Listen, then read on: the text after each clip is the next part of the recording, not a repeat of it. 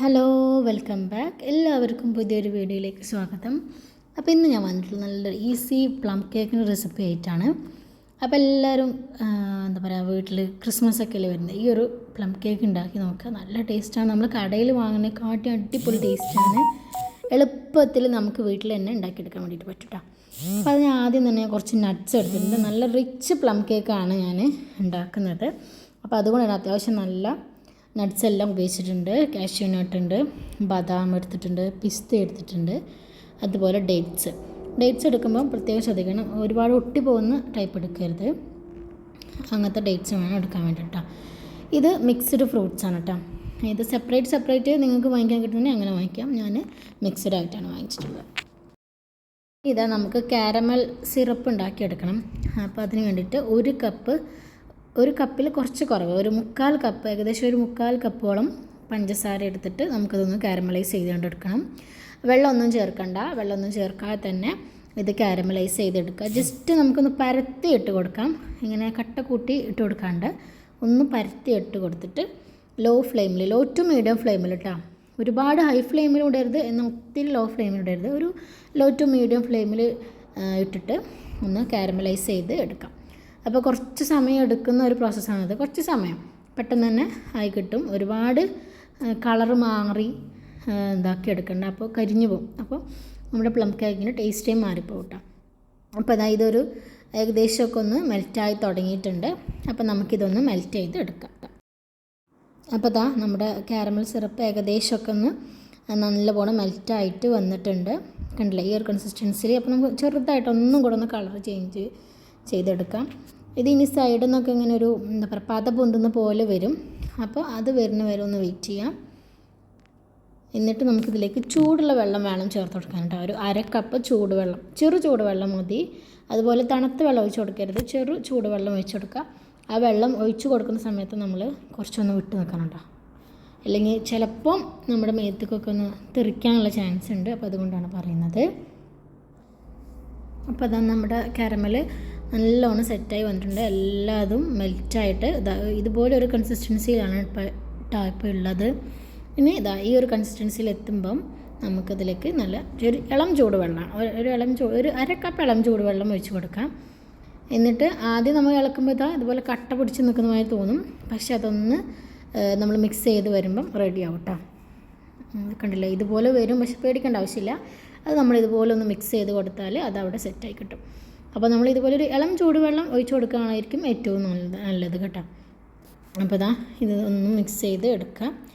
അപ്പോൾ ഇത് നല്ലോണം മിക്സായി വന്നിട്ടുണ്ട്. ഇനി നമുക്കിതൊന്ന് വറ്റിച്ചെടുക്കണം. ഒരുപാട് വറ്റിച്ചെടുക്കേണ്ട, അത്യാവശ്യം ഒരു നോർമൽ സൈസിൽ കുറച്ചൊരു തിക്നെസ്സിൽ നമുക്ക് ഇത് വറ്റിച്ചെടുക്കാം. നമ്മൾക്ക് വെള്ളവും കാരമലും കൂടി മിക്സ് ആകുമ്പം കുറച്ചൊന്ന് തിക്കായി കിട്ടും. അപ്പോൾ അതുവരെ ഒന്ന് വെയിറ്റ് ചെയ്യാം. ഈ ഒരു പ്രോസസ്സ് നമ്മൾ ആദ്യം തന്നെ ചെയ്ത് വെക്കണം കേട്ടോ. കാരമൽ സിറപ്പും നട്ട്സിൻ്റെ മിക്സും നമ്മൾ ആദ്യം തന്നെ ചെയ്ത് വെക്കണം. അത് നന്നായിട്ട് ചൂടെല്ലാം വിട്ടതിന് ശേഷം മാത്രം നമ്മൾ ബാക്കി കാര്യങ്ങൾ ചെയ്യാൻ പാടുള്ളൂ കേട്ടോ. ചൂടോട് നമ്മൾ ഒരിക്കലും ബാക്കി കാര്യങ്ങൾ ചെയ്യാം. അപ്പോൾ ഇതിപ്പോൾ ഏകദേശം തിക്കായി വന്നിട്ടുണ്ട്. ഇനി ഇതിന് ഒരു 1/4 ഭാഗത്തോളം നമുക്കൊന്ന് മാറ്റി വെക്കാം കേട്ടോ.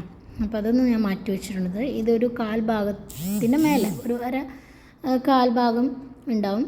ഇത് നമുക്ക് നമ്മുടെ മിക്സിയിലേക്ക് ആവശ്യമായിട്ടുള്ളതാണ് കേട്ടോ, നമ്മുടെ നട്ട്സ് മിക്സ് ചെയ്യാൻ വേണ്ടിയിട്ട്.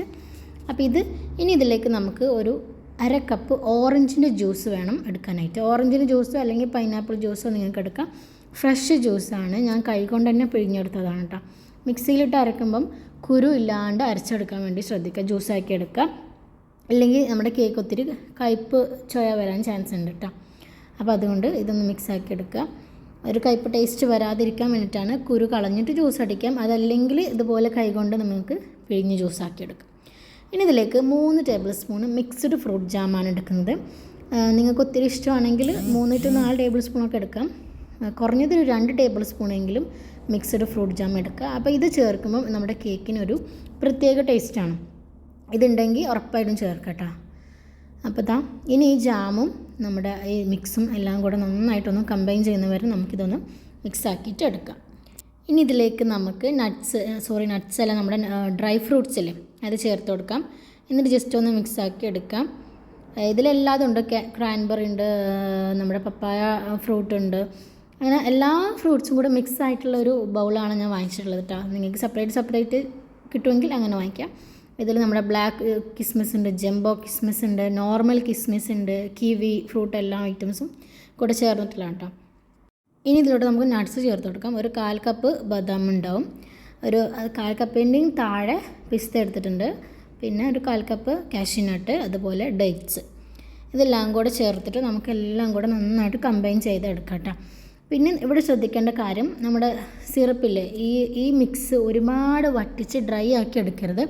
അങ്ങനെ നമ്മൾ ചെയ്തെടുക്കുമ്പം നമ്മൾ കേക്ക് മിക്സ് ചെയ്യുമ്പം അത് ഒരുപാട് ഹാർഡായിട്ട് പിടിക്കും. അപ്പോൾ നമ്മളിതിൽ ഓറഞ്ച് ജ്യൂസ് ചേർത്തിട്ടുണ്ടല്ലോ, അപ്പോൾ കുറച്ചൊരു വാട്ടറി ആയിട്ട് അവിടെ വെക്കുന്നതാണ് ഏറ്റവും നല്ലത്. അതാകുമ്പോൾ നമുക്ക് ഒരുപാട് കട്ട പിടിക്കാതെ വേറിട്ട് തന്നെ കിട്ടും. അല്ലെങ്കിൽ എന്താ പ്രശ്നം വെച്ചാൽ നമ്മൾ കേക്ക് ഉണ്ടാക്കുമ്പം നട്ട്സ് എല്ലാം കൂടെ താഴ്ഭാഗത്തേക്ക് ചെന്നിരിക്കും. ഇതാകുമ്പോൾ എല്ലാ ഭാഗത്തേക്കും ഒരുപോലെ നമുക്ക് ആയി കിട്ടും. അതുകൊണ്ടാണ് ഒരുപാട് തിക്കാക്കി എടുക്കേണ്ടതെന്ന് പറഞ്ഞത് കേട്ടോ. പിന്നെ നിങ്ങൾക്ക് ടൈം ഉണ്ടെങ്കിൽ ഒരു ദിവസം മുമ്പ് ഇപ്പോൾ നാളെയാണ് നിങ്ങൾ കേക്ക് ഉണ്ടാക്കാൻ വെച്ചിരിക്കുന്നത്, നിങ്ങൾ തലേ ദിവസം ഈ ഒരു മിക്സ് ഉണ്ടാക്കിയിട്ട് എടുത്ത് വെക്കാം. എന്നിട്ട് പിറ്റേ ദിവസം കേക്ക് ഉണ്ടാക്കാം. അങ്ങനെ വേണമെങ്കിൽ അങ്ങനെ ചെയ്യാം കേട്ടോ. അപ്പോൾ നമുക്ക് സോക്കിങ്ങിന് അത്രയും ടൈം കിട്ടുന്നുണ്ട്. അപ്പോൾ ഞാനിത് 2-3-4 മണിക്കൂർ വെച്ചിട്ടുണ്ട്. അത് നല്ലോണം ചൂടാറാനുള്ള ടൈം എടുത്തപ്പോൾ തന്നെ അത്യാവശ്യം അത് സോക്കായി കിട്ടുമല്ലോ. അങ്ങനെ എടുത്തിട്ടാണ് കേട്ടോ ചെയ്തിട്ടുള്ളത്. നമുക്ക് ഡ്രൈ ഇൻഗ്രീഡിയൻസ് എല്ലാം ഒന്ന് അരിച്ച് മാറ്റി വെക്കണം. അപ്പോൾ ഞാനിവിടെ 1.5 കപ്പ് മൈദയാണ് എടുത്തിട്ടുള്ളത്. 1 കപ്പും പിന്നെ ഒരു 1/2 കപ്പും മൈദ എടുത്തിട്ടുണ്ട്. അതുപോലെ 1 ടേബിൾ സ്പൂണ് ബേക്കിംഗ് പൗഡർ, അതിൻ്റെ അരല്ല, ഒരു 1/4 ഭാഗം ബേക്കിംഗ് സോഡ, ഒരു പിഞ്ച് ഉപ്പ് കേട്ടോ. നമുക്ക് ബേക്കിംഗ് സോഡൻ്റെ ആവശ്യം വരുന്നില്ല ശരിക്കും ഈ പ്ലം കേക്കിന്, എന്നാലും ഞാനൊരു 1/4 ടീസ്പൂണ് ഇട്ട് കൊടുത്തിട്ടുണ്ട് കേട്ടോ. ഇത് ബേക്കിംഗ് പൗഡറാണ്. ഇനി നമുക്കിതിലേക്ക് കുറച്ച് നമ്മുടെ കറുവാപ്പട്ട, ഗ്രാമ്പൂ, പിന്നെ നമ്മുടെ ജാതിക്കയില്ലേ, അതും കുറച്ച് പഞ്ചസാരയും കൂടി ചേർത്ത് പൊടിച്ചെടുത്താണ് കേട്ടോ. അത് നമുക്ക് തന്നെ പൊടിക്കുമ്പോൾ ഒരുപാടാണെങ്കിൽ നമുക്ക് പൊടിഞ്ഞ് കിട്ടും. ഞാനൊരു വളരെ കുറച്ചല്ലേ ഉണ്ടാക്കുന്നുള്ളൂ. അപ്പോൾ അതുകൊണ്ട് കുറച്ചൊരു 2 ടേബിൾ സ്പൂൺ പഞ്ചസാരയും കൂടി ചേർത്തിട്ട് ഒന്നുകൂടെ പൊടിച്ച് നല്ല ഫൈനാക്കി എടുത്തിട്ടുണ്ട്. ഇനി നമുക്കിത് 2-3 പ്രാവശ്യം ഒന്ന് അരിച്ച് മാറ്റി എടുക്കാം. ഇനി ഒരു മിക്സിയുടെ ജാർ എടുക്കുക, അതിലേക്ക് ഒരു 3 കോഴിമുട്ട ചേർത്ത് കൊടുക്കാം. നിങ്ങൾക്ക് നിങ്ങളുടെ കയ്യിൽ ബീറ്റർ ഉണ്ടെങ്കിൽ ബീറ്ററിൽ തന്നെ മിക്സ് ചെയ്ത് കൊടുക്കാം കേട്ടോ. ഇനി ഇതിലേക്ക് ഒരു 1/4 കപ്പ് സൺഫ്ലവർ ഓയിലാണ്. ഒരിക്കലും വെളിച്ചെണ്ണയോ മറ്റ് വെജിറ്റബിൾ ഓയിലോ യൂസ് ചെയ്യരുത്, സൺഫ്ലവർ ഓയിൽ മാത്രം യൂസ് ചെയ്യാൻ വേണ്ടി ശ്രദ്ധിക്കുക. ഇനി ഇതിലേക്കൊരു 1/3 ബട്ടർ ചേർത്ത് കൊടുക്കാം. മെൽറ്റഡ് ബട്ടറാണ്, റൂം ടെമ്പറേച്ചറിലുണ്ട് ബട്ടർ വേണം ചേർത്ത് കൊടുക്കാൻ. ഒരുപാട് തണുപ്പുള്ളത് ചേർത്ത് കൊടുക്കരുത്, നല്ലപോലെ തണുപ്പ് വിട്ടിട്ട് വേണം ബട്ടർ ഇതിലേക്ക് ചേർത്ത് കൊടുക്കാൻ വേണ്ടിയിട്ട് കേട്ടോ.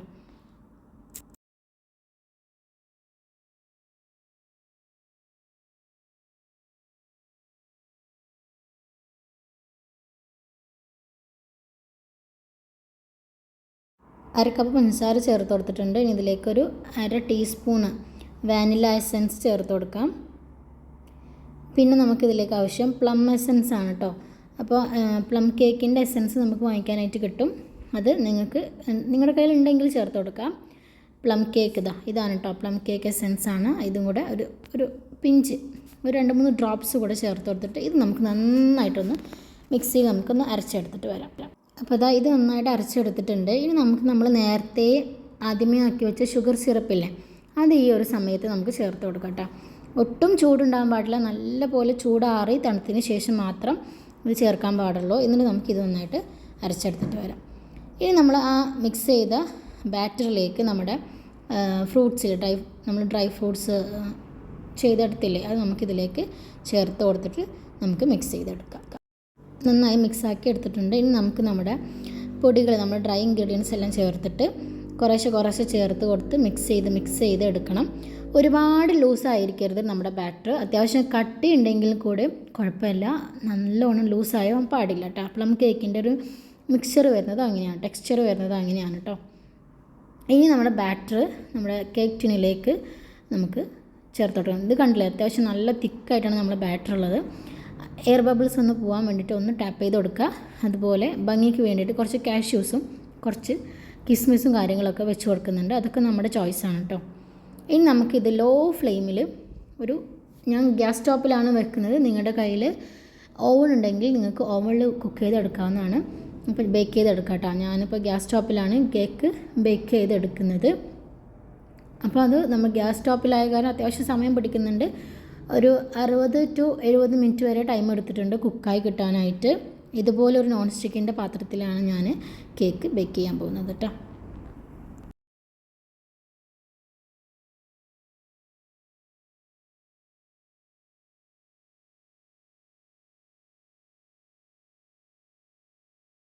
നിങ്ങളുടെ കയ്യിൽ ബട്ടർ പേപ്പർ ഉണ്ടെങ്കിൽ ഉറപ്പായിട്ടും ബട്ടർ പേപ്പർ വെച്ച് കൊടുക്കണം കേട്ടോ. എൻ്റെ കയ്യിൽ ബട്ടർ പേപ്പർ കിട്ടിയില്ല എനിക്ക്. അപ്പോൾ ഞാനൊന്ന് ഓയിൽ ബ്രഷ് ചെയ്തിട്ട് കുറച്ച് മൈദപ്പൊടി ഒന്ന് തൂവി തട്ടിയെടുത്തതാണ് കേട്ടോ. അതിലേക്കാണ് നമ്മുടെ ബാറ്റർ ഒഴിച്ച് കൊടുത്തിട്ടുണ്ട്.